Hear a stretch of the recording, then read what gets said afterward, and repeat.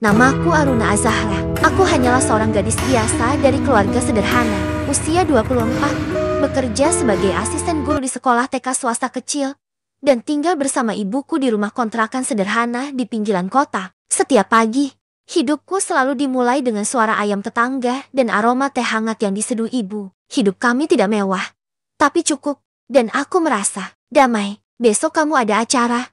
Nah, tanya ibu saat kami sarapan di meja kecil dekat jendela. Aku menggeleng. Paling hanya mengajar. Kenapa? Bu, ibu terdiam sebentar. Ada yang mau menemui kita. Orang dari keluarga Dirgantara. Aku hampir tersendak. Keluarga Dirgantara yang punya perusahaan terbesar di kota ini itu. Bu, iya. Katanya mereka kenal ayahmu dulu.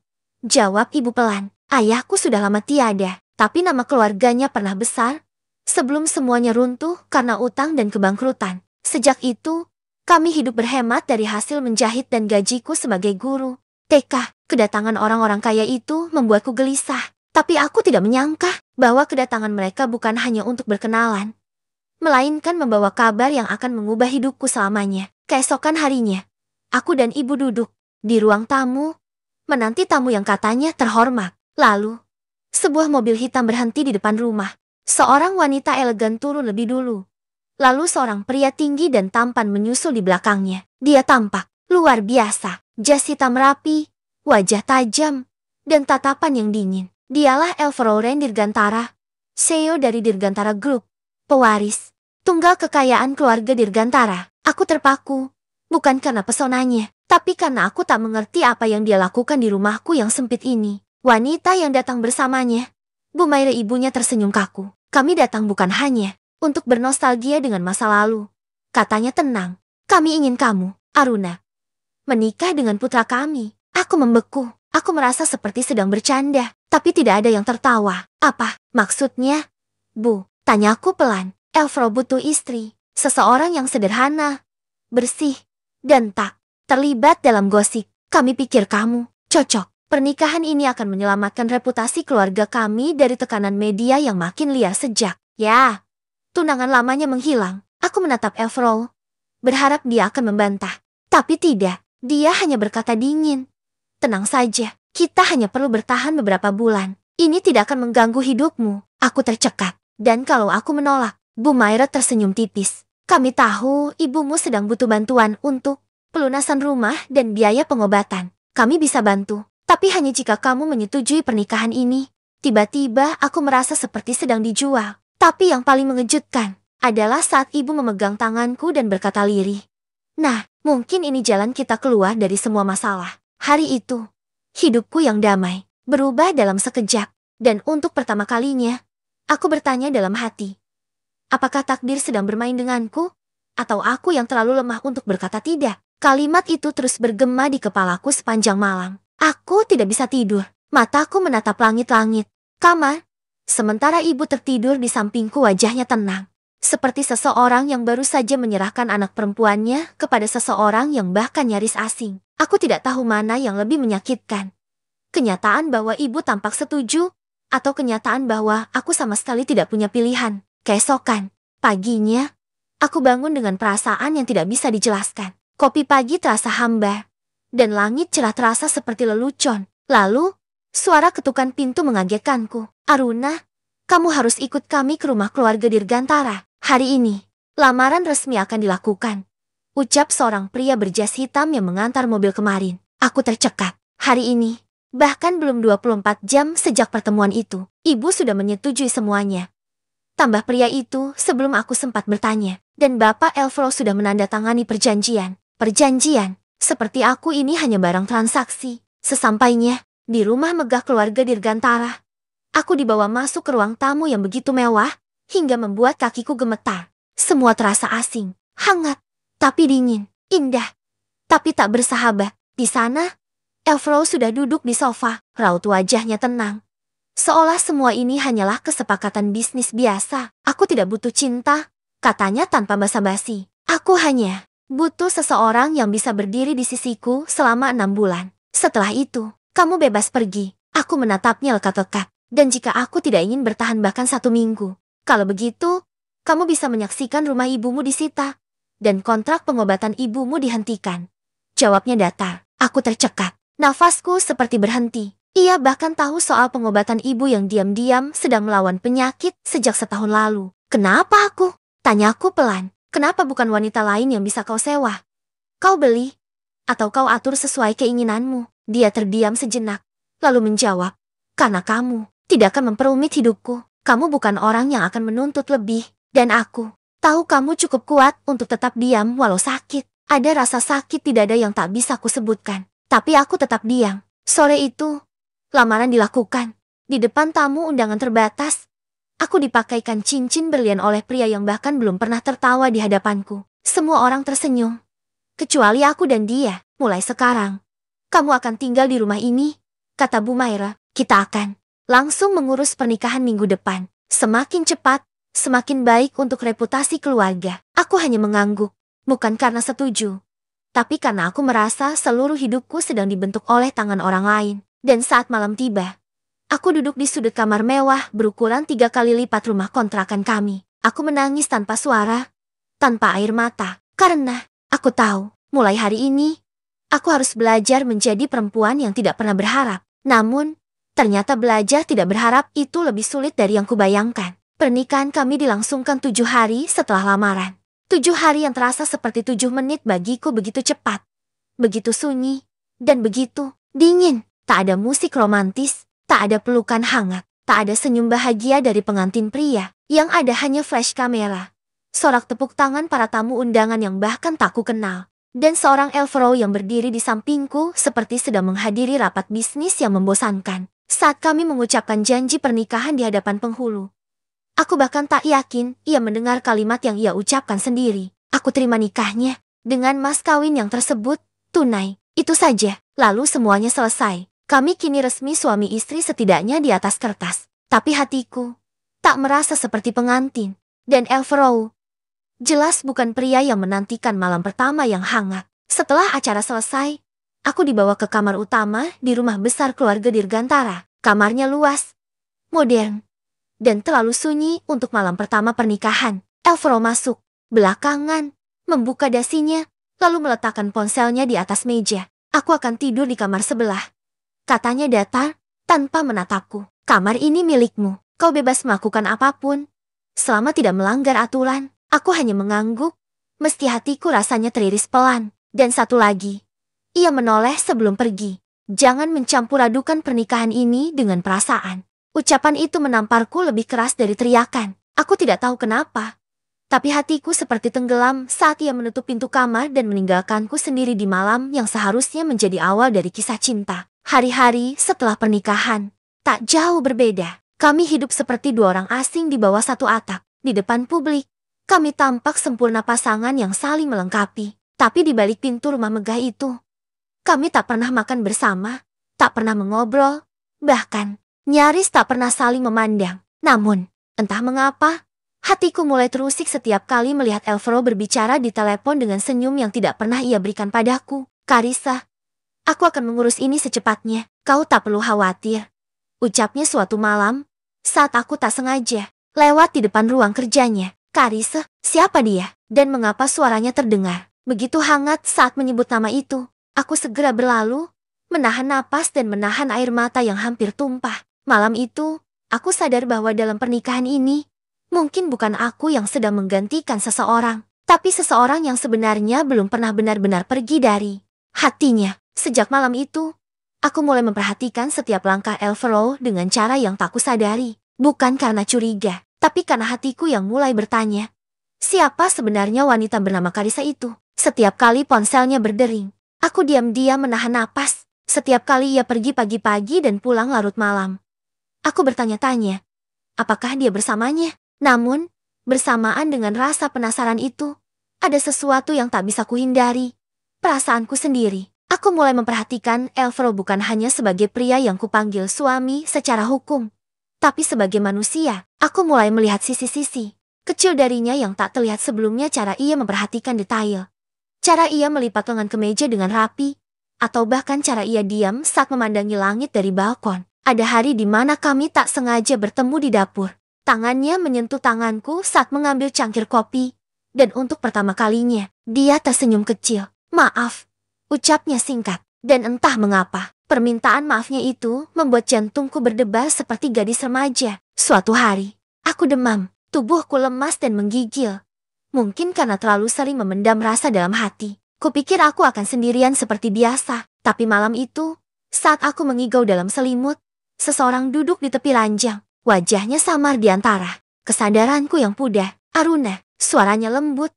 Hampir tak ku kenal. Apa kamu sudah minum obat? Saat mataku terbuka samar, aku melihat wajah Elfero di dekatku. Dia sedang meletakkan handuk basah di dahiku dan memegangi tanganku. Aku ingin berbicara, tapi tenggorokanku kering. Ia hanya menatapku lama, lalu berkata pelan, "Jangan sakit.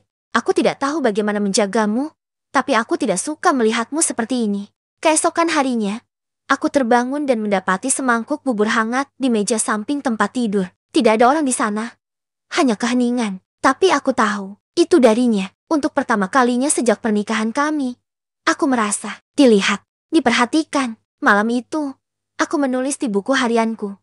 Aku tahu dia tidak mencintaiku, tapi ada harapan kecil yang mulai tumbuh dalam hatiku. Mungkin cinta tak selalu datang dengan pelukan. Kadang ia datang lewat bubur hangat dan handuk di dahi. Tapi harapan itu belum tahu bahwa langkah masa lalu tengah mendekat. Dan langkah itu akan mengubah segalanya. Hari itu, rumah keluarga Dirgantara tampak berbeda. Para pelayan bergegas, lantai dipel penuh 2 kali.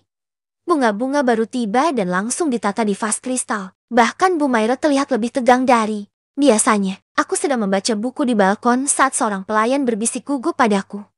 "Nyonya, ada tamu penting yang akan datang," katanya sangat dekat dengan Tuan Elfero. Belum sempat aku bertanya siapa, suara mobil berhenti di pelataran depan. Pintu dibuka, tumit sepatu menginjak pelan lantai marmer. Dan kemudian, suara itu terdengar. Elfero, suara seorang wanita, lembut, anggun, dan menyimpan kerinduan yang tak bisa disembunyikan. Aku berdiri. Entah kenapa jantungku berdetak begitu cepat. Aku berjalan pelan ke tangga. Dan dari atas aku, melihat sosok perempuan itu tinggi, ramping, elegan dalam balutan gaun putih gading. Rambut panjangnya dibiarkan terurai, dan senyumnya menyala saat matanya bertemu dengan Elfero. Itu dia, Karise, wanita yang hanya kudengar namanya. Kini berdiri di ruang tamu suamiku, dengan air mata bahagia dan pelukan yang begitu dalam. Aku terpaku di tangga, menyaksikan pemandangan itu seperti menonton adegan film yang tak bisa aku hentikan. Malam harinya, suasana rumah lebih sunyi dari biasanya. Aku makan malam sendirian. Tak ada Elfero, tak ada Bu Maira, tak ada suara apapun, kecuali denting sendokku sendiri. Dan saat aku hendak kembali ke kamar, aku melihat lampu ruang kerja Elfero masih menyala. Aku mendekat. Daun pintunya sedikit terbuka. Dari celahnya, kulihat Karise sedang duduk di sofa. Dan Elfero berdiri di hadapannya membisu. "Aku kembali untuk menepati janji yang belum selesai," kata Karise pelan. "Aku tahu aku pergi tanpa penjelasan, tapi aku punya alasan. Aku sakit waktu itu, sangat sakit. Dan aku tidak ingin membuatmu hancur saat itu." Elfero terdiam. Hanya ekspresi ragu yang terlihat di wajahnya. Karise melangkah lebih dekat. "Sekarang aku sudah sembuh, dan aku masih mencintaimu. Dek, aku tak kuat lagi." Aku melangkah mundur, kembali ke kamarku yang sunyi. Dan kali ini, air mata itu jatuh tanpa bisa kutahan. Dalam hati, aku bergumam. Ternyata, aku bukan pengganti. Aku hanya pengisi waktu luang sampai tokoh utamanya kembali. Dan malam itu, untuk pertama kalinya sejak pernikahan, aku merasa kalah. Bukan karena aku tak dicintai, tapi karena cinta yang ingin kutanam kini terancam dicabut sebelum sempat berbunga. Aku duduk di tepi ranjang, memeluk lututku sendiri. Angin malam masuk lewat jendela yang terbuka sedikit, membawa dingin yang tak bisa dikalahkan oleh selimut manapun. Air mata sudah kering, tapi dada ini masih sesak. Sejak Karise datang, Elfero makin jarang pulang ke rumah. Bahkan jika pulang pun, ia langsung masuk ke kamarnya yang berbeda denganku. Ia tidak menjelaskan apapun. Tidak menyangkal, tidak juga membenarkan, dan diam. Itulah yang paling menyakitkan. Malam itu, aku menulis satu kalimat dalam buku harianku. "Aku tidak bisa terus seperti ini. Aku ingin dipilih karena cinta, bukan karena aku nyaman dijadikan pilihan kedua." Keesokan harinya, aku memberanikan diri menemuinya di ruang kerja. Jantungku berdebar keras. Tapi aku tahu, aku harus bicara, setidaknya sekali saja. Aku ingin menyuarakan apa yang selama ini kupendam. "Elfero," panggilku pelan. Ia menoleh, wajahnya tampak lelah. tapi tetap tenang seperti biasa. Ada apa? Aku menarik napas panjang, lalu berkata, aku ingin kau jujur. Bukan sebagai CEO, bukan sebagai pria yang menikahiku karena kontrak, tapi sebagai laki-laki biasa yang pernah bilang tak suka melihatku sakit. Ia diam. Aku tahu Karissa telah kembali, dan aku tahu, mungkin hatimu masih bersamanya. Tapi, aku tidak bisa terus berdiri di tengah seperti ini. Aruna, Elfroh bersuara, tapi tertahan. Ini tidak sesederhana itu. Aku menggeleng. Aku tahu, karena perasaan memang tak pernah sederhana. Tapi aku berhak tahu, apa aku hanya pelengkap reputasi, atau ada sedikit saja ruang untukku di hatimu. Ia tidak menjawab, hanya memejamkan mata, seolah mencoba mencari jawaban yang tak pernah benar-benar ia punya. Malam itu, aku menatap diriku sendiri di cermin. Wajahku pucat, mataku sembab, tapi ada api kecil yang menyala di balik lelah ini. Keberanian. Aku mengambil koper kecil, kupenuhi dengan pakaian secukupnya, lalu berdiri di depan pintu kamarnya. Ku ketuk pelan, tak ada jawaban, tapi aku tetap berkata, dengan suara yang kutahan agar tak bergetar. Aku akan pergi untuk sementara. Aku tidak melarikan diri. Aku hanya ingin menenangkan hatiku dan memberi ruang pada hatimu untuk memilih. Sebelum pergi, ku tinggalkan sebuah surat di atas meja kerjanya. Isinya hanya satu kalimat. Jika kau mencintaiku, carilah aku. Tapi jika tidak, setidaknya izinkan aku mencintai diriku sendiri. Itulah kalimat terakhir yang kutinggalkan sebelum aku pergi dari rumah megah itu. Rumah yang dulu kupikir akan menjadi tempat aku membangun cinta, tapi malah menjadi tempat aku kehilangan harga diriku sedikit demi sedikit. Aku kembali ke rumah kontrakan lama bersama ibu. Ruangan sempit ini lebih hangat daripada ranjang empuk di kamar pengantin yang dingin. Setidaknya di sini, aku merasa menjadi diriku sendiri. Namun, kedamaian itu tak berlangsung lama. Saat kabar tentang kepergianku menyebar, berbagai suara mulai berdatangan bukan untuk menenangkan, tapi untuk menekan. Sore itu, sahabatku Nadia datang membawa wajah panik. Aruna, kamu yakin dengan keputusanmu? Tanyanya begitu masuk ke dalam. Aku hanya tersenyum tipis. Aku cuma butuh waktu. Nat, itu saja. Tapi kamu sadar, kan? Kamu bukan perempuan biasa lagi. Kamu istri seorang CEO, dan semua orang sedang memperhatikan.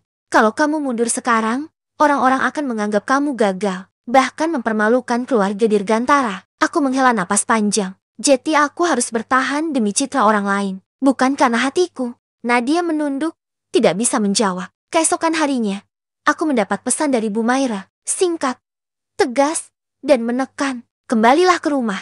Posisi itu bukan milikmu untuk lama-lama ditinggalkan. Lagi pula, Karissa sudah kembali. Jangan ganggu masa depan Elfroh. Pesan itu seperti peluru, tapi aku tetap diam. Tak lama setelahnya, bahkan ibu orang yang paling mencintaiku mulai bimbang. Nah, ibu tahu kamu tersakiti, tapi Elfroh dan keluarganya sudah banyak membantu kita. Mungkin ini saatnya kamu mengalah. Mungkin kamu bisa belajar menerima Karissa. Siapa tahu kamu dan Elfroh tetap bisa menjalani rumah tangga. Aku hanya menatap ibu, mencoba menahan tangis yang membakar tenggorokanku. Bahkan orang-orang yang mencintaiku pun sekarang menyuruhku untuk menyerah. Malam itu, aku berjalan keluar rumah, duduk di bangku kecil di halaman. Langit mendung, dan aku merasa seperti seseorang yang terbuang dari dua dunia. Bukan milik keluarga Dirgantara, tapi juga tak lagi milik dunia lamaku. Namun di tengah gelap itu, aku tahu satu hal. Aku tidak akan memohon untuk dicintai.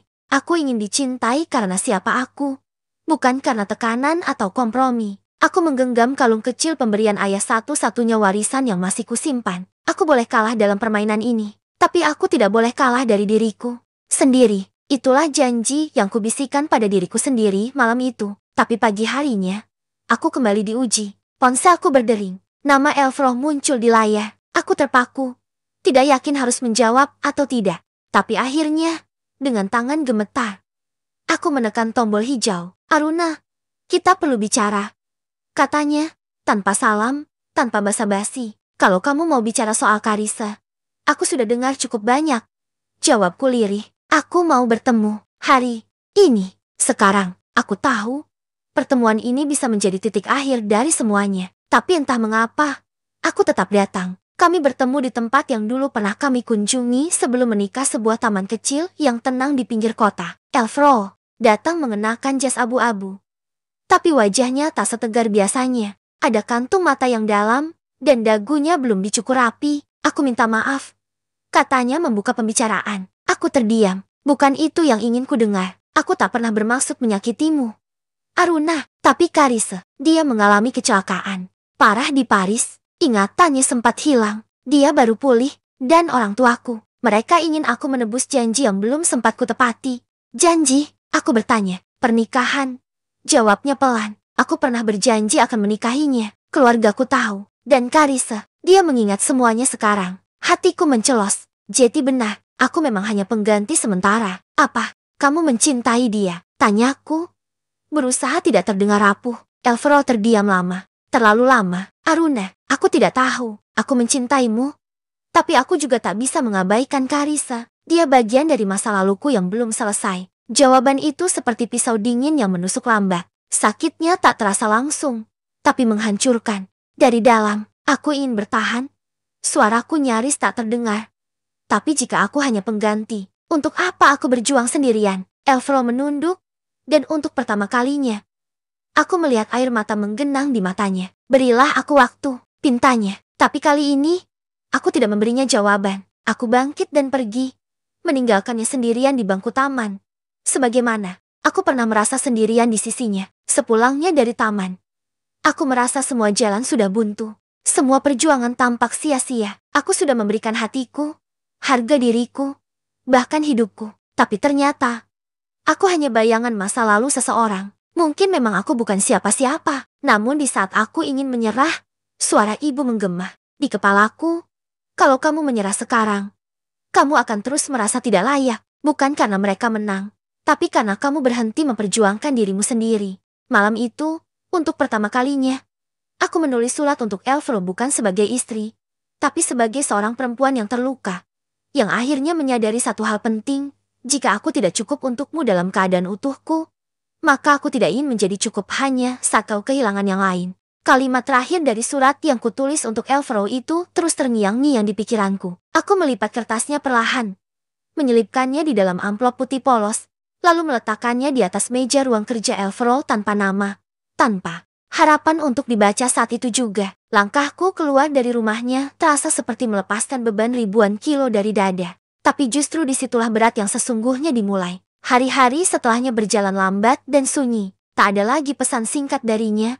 Tak ada panggilan pagi atau jemputan diam-diam setelah kerja. Bahkan kehadiran Mbak Nisa pengasuh rumah tangga yang dulu selalu menyapa hangat kini terasa canggung. Aku hanya penghuni sementara, istri di atas kertas. Tiba-tiba dunia ini terasa terlalu besar untuk diriku yang sendirian. Suatu sore, aku duduk di balkon apartemen kecil yang kusewa diam-diam. Kupandangi langit senja yang merah, menanti jawaban yang tak kunjung datang. Lalu ponselku bergetar. Alvaro, aku menatap namanya lama sekali. Tangan kananku nyaris menyentuh tombol hijau. Tapi kemudian ku tarik lagi. Sebelum akhirnya, dengan satu helaan napas, aku mengangkatnya. Aruna, kamu di mana? Suara Alvaro terdengar panik. Aku sudah baca suratmu. Kamu nggak pulang. Kamu baik-baik saja. Kan, aku baik. Jawabku datar. Dan mungkin untuk pertama kalinya, aku tahu siapa aku saat tidak berada di bayangan siapa pun. Jangan bicara seperti itu. Aku tidak pernah ingin kehilanganmu. Lalu kenapa kamu biarkan aku pergi? Tanyaku. Kali ini tanpa berusaha menyembunyikan pelih. Ada keheningan panjang di seberang. Aku bingung. Katanya akhirnya. Aku pikir aku bisa memilih dengan kepala. Tapi ternyata hatiku tak pernah tenang sejak kamu pergi. Malam itu, Alvaro datang ke apartemenku. Basah oleh hujan. Tanpa jas. Tanpa sopir pribadi. Seperti lelaki biasa yang kehilangan arah. Aku gak peduli lagi sama Karise. Orang tuaku pun sudah tahu pernikahan ini sah secara hukum. Aku ingin memperjuangkan kamu. Aku menatapnya lama. Hatiku bergetar.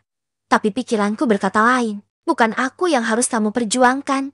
Alvaro, suaraku gemetar.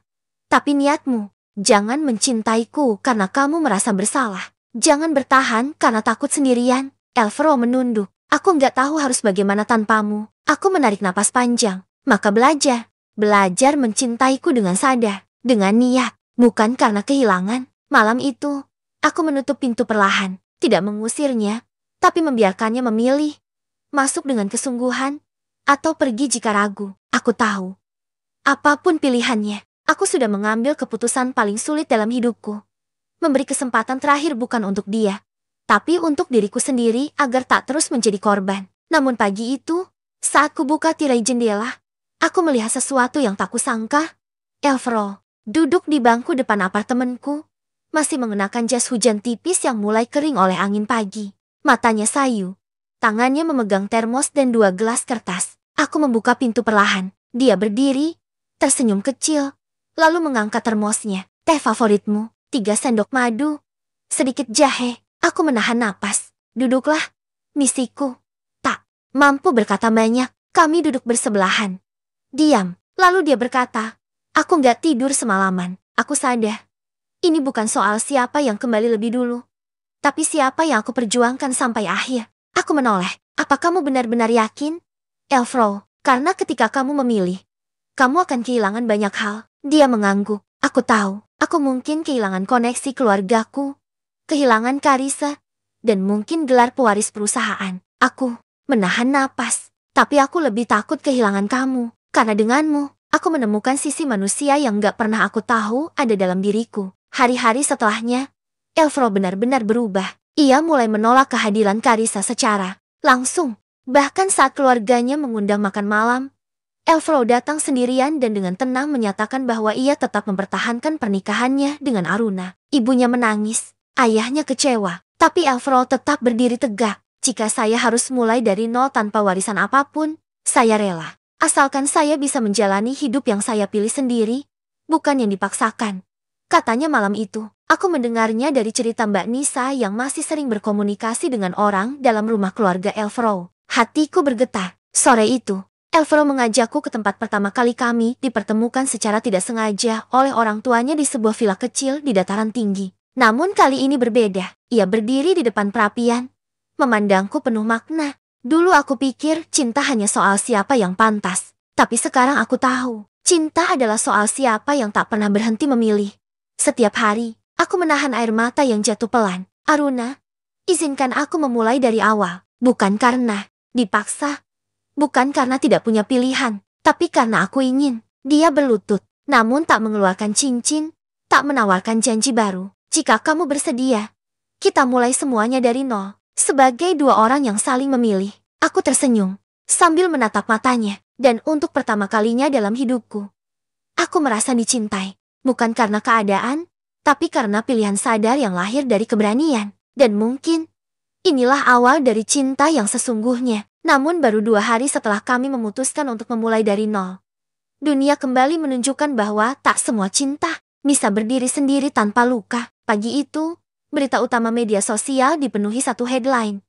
Putra mahkota perusahaan ternama menolak tunangannya demi wanita misterius bernama Aruna. Foto-fotoku, wajahku, bahkan alamat kantorku tersebar begitu saja. Aku terpaku di depan layar. Jantungku berdegup kencang, tanganku gemetar. Telepon kantor berdering terus. Atasan memanggilku ke ruangannya. Aruna, ini bukan salahmu, tapi perusahaan tidak mau ikut terseret. Kami harus menangguhkan posisimu untuk sementara. Kepalaku tertunduk. Aku hanya bisa mengangguk. Di sisi lain, Elfro sedang menghadapi badai yang lebih besar. Ibunya jatuh sakit karena stres, dan ayahnya memanggilnya pulang dengan ancaman keras. Jika kamu tetap bersama perempuan itu, lupakan posisi CEO. Kami akan menyerahkan semuanya pada Karissa yang kini resmi menjadi bagian dari keluarga. Elfro datang malam itu, wajahnya lelah, tapi matanya tetap menatapku hangat. Aku kehilangan jabatanku. Papa mencabut semua aksesku, bahkan kartu ATM-ku diblokir. Katanya ringan, seolah bukan hal besar. Aku menggenggam tangannya. Lalu, kamu akan bagaimana? Dia tersenyum. Aku mulai dari bawah. Aku punya tabungan pribadi. Dan aku sudah mengajukan kerja ke startup milik temanku. Aku ingin bertahan. Bukan hanya karena cinta, tapi karena ini cara aku menebus banyak hal. Aku memeluknya erat. Di balik semua yang hilang, kami tahu satu hal. Kami masih punya satu sama lain. Namun cobaan tak berhenti sampai di situ. Karissa datang ke apartemenku suatu sore. Ia berdiri di depan pintu, membawa koper. Aku tidak akan memohon, Aruna. Tapi, aku hanya ingin kamu tahu. Aku tidak pernah tahu pernikahan ini akan terjadi. Aku hanya wanita yang dicintai lebih dulu. Tapi kalah lebih dulu juga. Aku terdiam. Karissa menatapku, matanya merah. Aku akan pergi. Tapi jika suatu saat dia kembali padaku, bukan karena kamu menyerah, tapi karena dia memilihku dengan utuh, Seperti sekarang dia memilihmu. Dan saat Carissa pergi, entah kenapa, ada perasaan bersalah yang diam-diam mengendap di hatiku. Tapi malam itu, Elfro duduk di hadapanku dengan penuh kesungguhan. Kamu tahu, dunia boleh menentang kita, tapi selama kamu di sini, aku tidak pernah merasa kalah. Aku hanya mengangguk. Dalam hening, kami saling menggenggam tangan. Dan di balik segala kehancuran yang terjadi, cinta kami tumbuh seperti benih kecil di tanah kering lambat, tapi kuat. Tapi bahkan benih yang paling kuat pun bisa layu jika badai masa lalu datang terlalu cepat. Hari itu, saat aku baru saja menyelesaikan sarapan sederhana bersama Elfro, sebuah suara dari masa lalu menggetarkan pintu apartemenku. Aruna, suaranya berat. Mataku membelalak. Itu, Reihan, mantan kekasihku yang dulu menghilang tanpa kabar, yang diam-diam mematahkan hatiku hingga aku tak percaya lagi pada cinta sebelum Elfro datang dan menyembuhkan. Aku baru tahu semua tentangmu, tentang kabar ini. Reihan menatapku. Matanya penuh penyesalan, dan aku sadar. Aku harus kembali, karena aku belum selesai mencintaimu. Elfro muncul di belakangku. Tatapan mereka bertemu. Untuk pertama kalinya, aku melihat dua pria yang mencintaiku, berdiri di sisi yang sama, tapi untuk alasan yang berbeda. Selama beberapa hari, pikiranku kacau. Reihan tak menyerah. Ia muncul di lobi kantorku.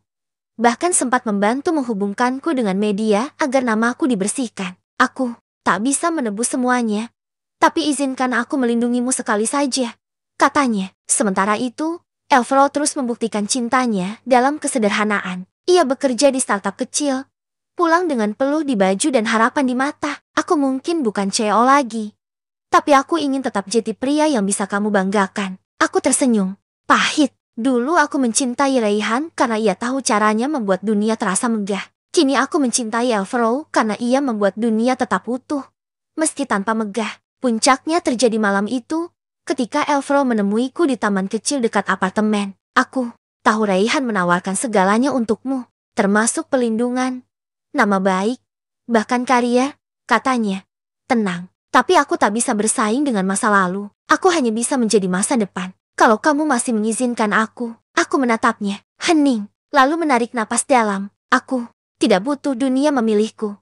Al, aku hanya butuh kamu tetap berdiri di sisiku. Bahkan saat aku ragu memilih jalanku, air matanya menetes. Ia mengangguk, dan malam itu, kami saling berjanji, tak akan ada lagi ruang untuk ragu. Tidak pada cinta ini, tidak pada luka ini, karena cinta yang diuji akan jadi lebih kuat, dan janji yang diteguhkan akan jadi pondasi selamanya. Tapi bahkan pondasi yang kuat pun akan diuji kembali, terutama ketika seseorang memutuskan untuk mundur demi orang yang ia cintai. Keesokan paginya, aku menerima pesan singkat dari Reihan. Terima kasih karena pernah mencintaiku dengan cara yang begitu tulus. Hari ini aku akan pergi dari kota ini. Dan jangan khawatir, aku sudah bicara pada media. Namamu akan bersih. Kini tak ada lagi yang menghalangi kebahagiaanmu. Bersama dia, aku terpaku. Nafasku tercekat. Reihan benar-benar memilih mundur. Tak ada dendam, tak ada marah, hanya cinta yang dilepaskan dengan ikhlas. Aku mendatangi bandara, berharap masih sempat menemuinya. Dan di sana, aku melihatnya dari kejauhan, berjalan pelan menuju gerbang keberangkatan. Reihan tersenyum saat melihatku. Kamu tak perlu berkata apa-apa, katanya sebelum aku membuka mulut. Aku sudah kalah, dan anehnya, aku ikhlas. Karena kamu terlihat lebih hidup bersamanya daripada saat bersamaku dulu. Aku menunduk, air mata menetes. Tapi bukan karena sedih, melainkan karena aku dihargai. Bahkan saat dicintai dalam diam. Beberapa minggu berlalu, berita buruk tentang aku dan Elfro telah mereda. Nama kami perlahan pulih. Dan di suatu pagi, di dapur kecil kami yang hangat, Elfro mengulurkan secari kertas. Ini kontrak kerjaku. Aku diterima di perusahaan teknologi yang dulu kubangun dari nol. Mereka memintaku kembali bukan sebagai CEO, tapi sebagai penasihat. Aku memeluknya erat. Bukan jabatannya yang membuatmu hebat, Al, tapi caramu tetap jeti dirimu. Walau semua orang meragukanmu, dia tersenyum. Dan caramu tetap percaya padaku. Itulah yang membuatku berdiri kembali. Hari itu, untuk pertama kalinya setelah semua badai berlalu, aku dan Elfro duduk di balkon, menatap langit senja yang lembut. Tidak ada janji mewah, tidak ada kejutan besar. Hanya dua orang yang saling menggenggam erat karena tahu mereka sudah memilih satu sama lain dan akan menjaga pilihan itu selamanya. Dan mungkin semesta juga mendengar Beberapa hari setelah malam itu, Elfro tiba-tiba mengajakku ke sebuah taman kecil yang sunyi di pinggiran kota. Taman tempat kami pertama kali bertemu dalam sebuah acara perusahaan saat aku masih menjadi asisten. Dan dia belum tahu siapa aku. Aku ingin kita kembali ke titik awal, ucapnya sambil menatap langit sore yang mulai menguning. Tapi kali ini, bukan sebagai atasan dan bawahan, tapi sebagai dua orang yang tahu rasanya kehilangan, dan akhirnya saling menemukan. Aku terdiam saat dia berlutut perlahan, mengeluarkan kotak kecil dari sakunya. Aruna, aku mungkin bukan CEO lagi. Aku mungkin pernah jatuh terlalu dalam. Tapi jika kamu mengizinkan, aku ingin menjatuhkan diri sekali lagi ke dalam hidupmu, untuk selamanya. Will you marry me? Aku menatapnya dengan mata berkaca-kaca. Rasanya seperti mimpi yang tak berani kuimpikan. Kini datang begitu nyata. Ya, Elfro, 1000 kali ya. Jawabku sambil tertawa di sela air mata. Persiapan pernikahan kami berjalan cepat. Tapi bukan karena buru-buru, melainkan karena semuanya terasa tepat. Tidak mewah, tidak megah, hanya sederhana, hangat, dan penuh makna. Ibu menangis haru saat melihatku mengenakan gaun putih yang dijahit sendiri oleh tanteku. Dan bahkan Kinan, adik Elfro yang dulu sempat menyukaiku, ikut hadir. Kini sudah kembali fokus dengan hidupnya sendiri. Pernikahan itu berlangsung di sebuah rumah kaca mungil di pinggir danau. Dihadiri oleh orang-orang yang benar-benar peduli. Saat Elfro menyematkan cincin di jariku, aku merasa, akhirnya, aku ada di tempat yang selalu aku rindukan. Bukan karena gelar, bukan karena status, tapi karena cinta yang diperjuangkan sampai akhir. Dan ketika kami berciuman untuk pertama kalinya sebagai suami istri, aku tahu semua luka, semua air mata, semua pengorbanan tidak sia-sia. Kini, saat aku berdiri di balkon rumah kecil kami yang penuh tanaman, aku melihat ke arah Elfro yang sedang menyiram bunga di pagi hari. Pria itu bukan lagi sosok CEO yang dulu hanya kulihat di balik layar komputer sebagai sosok dingin dan tak tersentuh. Dia kini adalah suamiku, sahabatku, orang yang memilihku, meski sempat hampir kehilangan segalanya. Hidup kami tak selalu mudah. Media sempat mengulik masa lalu kami. Mantan tunangannya, Selin, sempat datang kembali bukan untuk merebut, tapi meminta maaf. Karena akhirnya ia pun sadar bahwa cinta bukan sesuatu yang bisa dipaksakan, apalagi dikendalikan dengan status. Dan aku yang dulu hanyalah wanita bayaran untuk sandiwara, kini berdiri tegak sebagai istrinya. Bukan karena takdir tiba-tiba memberiku keajaiban, tapi karena aku memilih untuk bertahan saat segalanya memintaku pergi. Aruna, suara lembut Elfro memanggilku dari bawah. Kamu ingat pertama kali aku suruh kamu pura-pura jadi pacarku? Aku tertawa pelan. Mana mungkin aku lupa hari di mana kamu terlihat paling menyebalkan, dan juga hari yang diam-diam mengubah hidupku. Dia naik ke balkon, membawa 2 cangkir teh hangat, duduk di sampingku, memandang langit pagi yang perlahan memerah. Kalau saja waktu bisa diputar, aku tetap akan memilih cara itu untuk bertemu denganmu, ucapnya lirih. Karena bagaimanapun kisah kita dimulai, akhirnya kita tetap saling menemukan. Aku menatap matanya, hangat, dalam, dan sungguh. Tidak ada tempat lain yang lebih ingin aku tinggali selain di dalam tatapan itu. Beberapa tahun kemudian, anak kami berlari kecil di halaman, tertawa riang. Elfro mengejarnya dengan ekspresi pura-pura kesal. Aku duduk di ayunan, mengelus perutku yang kembali membuncit. Kadang aku bertanya-tanya, apa jadinya jika aku dulu menyerah? Apa jadinya jika aku tak pernah menerima pernikahan terpaksa itu? Tapi, kini aku tahu jawabannya. Terkadang, cinta tak datang dengan cara yang kita harapkan. Tapi saat cinta itu akhirnya datang dan memilih untuk tinggal, semua rasa sakit di masa lalu menjadi bagian dari keindahan cerita kita. Namaku Aruna. Dulu, aku hanya pengganti sementara dalam hidupnya. Tapi hari ini, aku adalah pilihannya yang abadi.